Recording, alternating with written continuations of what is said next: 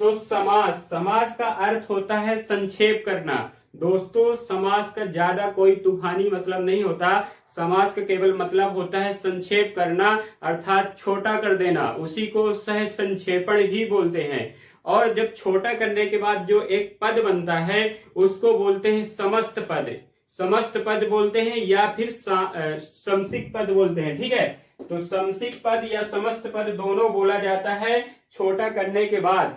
सरल भाषा में बोले तो दो शब्दों को मिला के छोटा कर देना समास कहलाता है, और जो वो छोटा शब्द बनता है तो उसे समसिक पद या समस्त पद कहते हैं। ठीक है, अब इसको हम आगे पढ़ लेते हैं किताबी भाषा में। तो किताबी भाषा कहती है कि दो या दो से अधिक शब्द, दो या दो से अधिक शब्द या पद मिलकर क्या बनाते हैं, एक सार्थक शब्द बनाते हैं। दो या दो से अधिक पद या दो या दो से अधिक शब्द मिलकर एक सार्थक शब्द बनाते हैं, जिसको समास कह देते हैं। संधि में क्या था, दो या दो से अधिक वर्ण था, तो वहां पर वर्ण की बात की गई थी संधि में, यहाँ पर पद की बात की गई है या तो शब्द की बात की गई है। और वर्ण वाला में मैंने बताया था कि शब्द क्या होता है, वर्ण क्या होता है, अक्षर क्या होता है, वाक्य क्या होता है, पद क्या होता है। यदि आपको ये नहीं पता है तो आप जाके वहां से ये देख सकते हैं। तो बहुत अच्छा टॉपिक था वर्णमाला का। वर्णमाला पढ़ना बहुत ही आवश्यक है किसी भी टॉपिक को पढ़ने के लिए, खास तौर में हिंदी का। तो समास का अर्थ है संक्षेप करना, दूसरा अर्थ होता है सरसंक्षेपण करना। समास का अर्थ ऑप्शन में पूछ लेता है। तो इनसे बने हुए शब्द को जो कहते हैं तो समस्त पद या समसिक पद कहते हैं। अब दो या दो से अधिक शब्दों को मिलकर जो शब्द बनता है उसे कह देते हैं, सार्थक शब्द को कह देते हैं समास। अब समास विग्रह को समझ लेते हैं।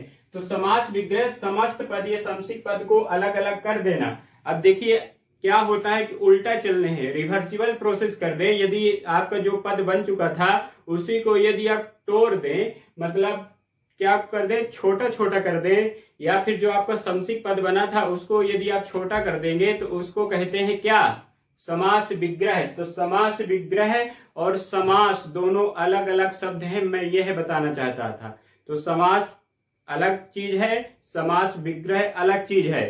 अब समास को समास विग्रह करके पहचाना जाता है, ये अलग बात है। तो आइए समझते हैं। तो समास, अब यहां पर आप समझ लीजिए, समस्त पद या समसिक पद को अलग अलग किए जाने की प्रक्रिया को समास विग्रह कहते हैं या तो व्यास कहते हैं। व्यास का भी अर्थ होता है बड़ा कर देना। तो ये यदि आपको राइटिंग ना समझ में आ रही हो, छोटा दिख रहा हो तो कोई बात नहीं, इसको आपको देखना भी नहीं है, आपको केवल मेरी बातें सुनना है। तो उदाहरण ले लेते हैं नीलकमल। तो जैसे एक उदाहरण है नीलकमल, तो नीलकमल क्या हो गया, एक ये पद हो गया, इसको बोलते हैं समस्त पद। ठीक है, इसको बोलते हैं समस्त पद। इसी को यदि आप समास करके विग्रह करके बड़ा कर दीजिए तो नीला है जो कमल बन जाता है, नीला है जो कमल। अब ये जो आया है ये कहलाता है समास विग्रह, ये कहलाता है समस्त पद। इसको बोलते हैं समास विग्रह या समास विग्रह या फिर व्यास। मैं रिपीट इसलिए बार बार करता हूं तो ताकि आपके कानों को चुभे और आपके कानों में ये बात हमेशा के लिए स्टोर हो जाए, दिमाग में भी स्टोर हो जाए, कान में भी स्टोर हो जाए। तो नीला है जो कमल, ये कहलाता है समस्त समास विग्रह, और जो नील कमल है वो कहलाता है समस्त पद। अब समास रचना के मुख्यतः दो पद होते हैं। समास रचना में मुख्यतः दो पद होते हैं, एक होता है पूर्व पद, एक होता है उत्तर पद।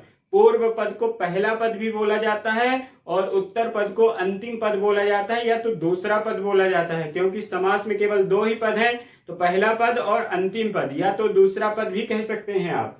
अब समास के प्रकार के बारे में जानते हैं। तो समास के प्रकार के बारे में जानने से पहले आपको ये पता होना चाहिए कि समास तो मुख्यतः 6 प्रकार के होते हैं। यदि पद प्रधानता की दृष्टि से पूछ लिया जाए समास की संख्या, तब आपको थोड़ा सा सोचना पड़ेगा। पहली बात मैंने यह कही है कि समास मुख्यतः सामान्यतः 6 प्रकार के होते हैं। यदि ये पूछा जाता है तब आपको उत्तर लगाना है 6। ठीक है, अब यदि पूछता है कि पद प्रधानता की दृष्टि से समास की संख्या बताइए, तब आपको बताना है 4। ठीक है, क्योंकि जो हमारे गुरु हैं पंडित कामता प्रसाद गुरु, जो हिंदी के विख्यात गुरु हैं, ये जो कह देते हैं तो इनकी बात को सुना जाता है। इन्होंने यह कह दिया था कि पद प्रधानता की दृष्टि से समास केवल 4 प्रकार के होते हैं और कामता जी ने समास को केवल 4 ही माना है, लेकिन सामान्यतः समास को 6 माना गया है। अब हम 6 समास की संख्या की बात कर लेते हैं। तो 6 समास जो है, तो पहला समास आपका अव्ययी भाव समास, दूसरा द्वंद्व समास, तीसरा बहुब्रीहि, तत्पुरुष, द्विगु, कर्मधारय। कोई नई बात नहीं है, बचपन से पढ़ते आ रहे हैं। अब जो अव्ययी भाव समास है, द्वंद्व समास है, बहुब्रीहि और तत्पुरुष, ये मैंने नोट कर दिया है। ये ऊपर के जो समास है, 4 समास जिनमें अव्ययी, द्वंद्व, बहुब्रीहि और तत्पुरुष आते हैं, ये पद प्रधान समास कहलाते हैं। पद प्रधान समास क्यों कहलाते हैं इसकी मैं आगे चर्चा करूंगा, आज ही करूंगा। तो वीडियो यदि आपको पसंद आ रहा हो तो आप उसको लाइक कर सकते हैं, सब्सक्राइब कर सकते हैं, शेयर कर सकते हैं, लेकिन यदि आपको पसंद आ रहा हो तो ठीक है। अब अव्ययी भाव समास, द्वंद्व समास, बहुब्रीहि समास, तत्पुरुष समास, द्विगु समास, ये पद प्रधान समास कहलाते हैं। पद प्रधान समास क्या होता है इसको मैं आपको बताने वाला हूं। अब देखिए 2 और समास हैं जो, तो द्विगु समास और द्वंद्व समास। तो द्विगु समास और द्वंद्व समास जो है आपके क्या कहलाते हैं, कर्मधारय समास। मैं आपको फिर से रिपीट कर दूं, अव्ययी, द्वंद्व, बहुब्रीहि और तत्पुरुष ये कहलाते हैं पद प्रधान, और द्विगु और कर्मधारय कहलाते हैं अलग से 2 समास हैं। द्विगु समास और कर्मधारय समास को पंडित कामता प्रसाद नहीं मानते हैं, लेकिन सामान्यतः 6 समास होते हैं। तो समास की संख्या पूछेगी तो आपको बताना है 6, कंफ्यूज नहीं होना है, ठीक है। आप इस समास विग्रह के नियम जानते हैं, तो समास विग्रह के 2 नियम हैं मुख्यतः, तीसरा भी एक नियम है लेकिन उसको हम थोड़ा सा कम महत्वपूर्ण भूमिका देंगे, लेकिन हम नियम पढ़ेंगे 3। तो समास विग्रह का जो पहला नियम है, यदि किसी समस्त पद में संधि है, ठीक है, यदि किसी समस्त पद में संधि है, मतलब किसी पद में यदि संधि है और उसका हमको समास विग्रह करना है, तो पहले हम उसका संधि विच्छेद करते हैं, अर्थात समास के पहले संधि विच्छेद को पढ़ना आवश्यक हो जाता है। तो सबसे पहले संधि विच्छेद की जाती है, उसके बाद समास विग्रह किया जाता है। दूसरा नियम है कि समास विग्रह करके ही समास की पहचान की जाती है, ठीक है, समास विग्रह करके ही समास की पहचान की जाती है। अब संधि और समास में थोड़ा सा अंतर होता है, तो संधि और समास में थोड़ा सा भी अंतर होता है, कुछ लोग कहते हैं बहुत सा अंतर होता है, मैं तो यही कहूंगा कि बहुत सा अंतर होता है। तो संधि सबसे पहले क्या होता है, वर्णों का खेल है। संधि में 2 वर्ण मिलके नया विकार उत्पन्न करते हैं, तो संधि 2 वर्णों के मध्य होती है, जबकि समास 2 पदों या 2 शब्दों के मध्य होता है। बहुत बड़ा अंतर होता है, वर्ण और शब्द में बहुत बड़ा अंतर होता है। तो संधि क्या है, 2 वर्णों का खेल है, और समास 2 पदों का, 2 शब्दों का खेल है। अब संधि में 2 वर्णों के मिलने से विकार उत्पन्न होता है, ऐसा आवश्यक है। क्या कहा मैंने, संधि में 2 वर्णों के मिल जाने से हमेशा विकार उत्पन्न होगा, ऐसा आवश्यक है, मस्ट है, होगा ही होगा, विकार उत्पन्न होगा ही। विकार मतलब परिवर्तन, लेकिन समास विग्रह में ऐसा आवश्यक नहीं है। कई बार 2 शब्द मिलके केवल वही शब्द बन जाते हैं, जैसे नील और कमल को जोड़ दो तो नील कमल बन जाता है, ठीक है। ऐसे ही टाइप के होते हैं समास। तो समास में कोई परिवर्तन नहीं होता, हो भी सकता है, आवश्यक नहीं है, और संधि में आवश्यक है। अब संधि केवल तत्सम शब्दों में होती है, यह भी एक इम्पोर्टेंट चीज आप देख लीजिए ऑब्जेक्टिव में। तो संधि केवल तत्सम शब्दों में होती है। तत्सम शब्द क्या होते हैं मैं आपको किसी दूसरे वीडियो में बताऊंगा, जब मैं तत्सम तद्भव पढ़ाऊंगा। तो तत्सम यहाँ पर आप ये जान लीजिए कि तत्सम लगभग संस्कृत वाले जो शब्द हैं तत्सम कहलाते हैं, ठीक है। तो संधि केवल तत्सम शब्दों में होती है, जबकि समास तत्सम, तद्भव, देशी, विदेशी किसी भी शब्द में हो सकता है, ठीक है। तत्सम, तद्भव, देशी, विदेशी किसी भी प्रकार के शब्द में समास हो सकता है, जबकि संधि हमेशा तत्सम शब्द में ही होगी। अब समास, और एक आप डायग्राम बना लीजिए कॉपी में, जो बनाना चाहते हैं वो अपना कॉपी में एक डायग्राम बना ले। यदि आपको अच्छा लगे तो कॉपी में आप लोग मेरा पढ़ाया हुआ नोट भी कर सकते हैं, मैं अपनी नोट से, पर्सनल नोट से ये सब पढ़ाता हूं।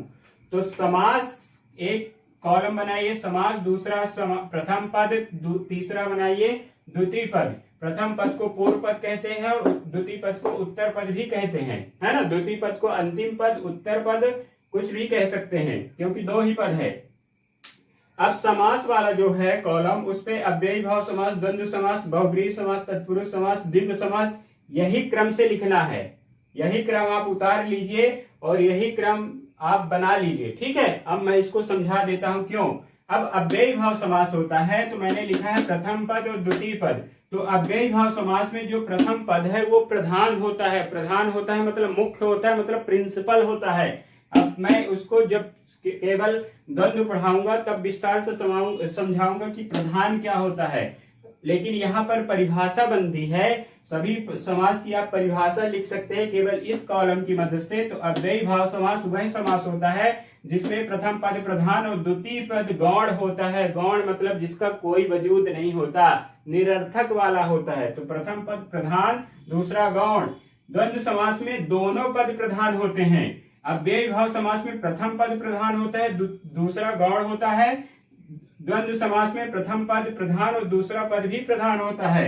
बहुब्रीहि समास में दोनों पद क्या होते हैं, गौण होते हैं। बहुब्रीहि समास में कोई भी पद प्रधान नहीं होता। तो ऐसे समास का नाम बताइए जिसके दोनों पद गौण होते हैं, तो बहुब्रीहि समास। ऐसा समास का नाम बताइए जिसमें दोनों पद क्या होते हैं, आपके क्या होते हैं, प्रधान होते हैं। तो जिसमें दोनों प्रधान होते हैं तो आपका ऑब्जेक्टिव पूछ लेता है तो आपको द्वंद्व बता देना है। ऐसा समास बताइए जिसका प्रथम पद प्रधान और दूसरा गौण होता है, तब आपको बता देना है अव्ययी भाव समास। अब ऐसा समास का नाम बताइए जिसमें प्रथम पद गौण और दूसरा पद प्रधान हो, तब आपका तत्पुरुष समास निकल के आता है। इसलिए इन वाले समास को क्या कहते हैं, पद प्रधान समास कहा जाता है। आपको स्पष्ट हो गया होगा कि चार समास अव्ययी, द्वंद्व, बहुब्रीहि, तत्पुरुष को क्यों पद प्रधान समास कहा जाता है, क्योंकि इसमें पदों की भूमिका है। अब बचे जो निठल्ले वाले जो समास हैं, द्विगु समास और कर्मधारय समास, ये निठल्ले नहीं है, बहुत काम के समास हैं और कई बार परीक्षा में आते हैं। तो द्विगु समास में पहला जो पद होता है वो संख्यावाची होता है, मतलब संख्या वाले शब्द आते हैं, जैसे चौराहा, ऐसे टाइप वाले शब्द। तो द्विगु समास संख्यावाची शब्द होता है पहला वाला, और कर्मधारय समास में उपमान होता है पहला शब्द, दूसरा शब्द उपमेय विशेषण होता है। उपमान विशेषण पहला शब्द होता है, दूसरा उपमेय होता है। इसको हम विस्तार से पढ़ेंगे। तो ये समास का एक केवल क्या था, इंट्रोडक्शन था, क्या कैसे सवाल आते हैं, समास की क्या कैसी परिभाषा होती है, समास क्या होता है, समास की परिभाषा क्या होता है, समस्त पद क्या होता है, समसिक पद क्या होता है, समास विग्रह क्या होता है, ये सब चीजों के बारे में आपने जाना। यदि आपको जानकारी अच्छी लगती है तो वीडियो को लाइक कर दो, सब्सक्राइब कर दो, शेयर कर दो और अगले वीडियो का वेट करिए। बहुत बहुत धन्यवाद। ठीक है, थैंक यू सो मच।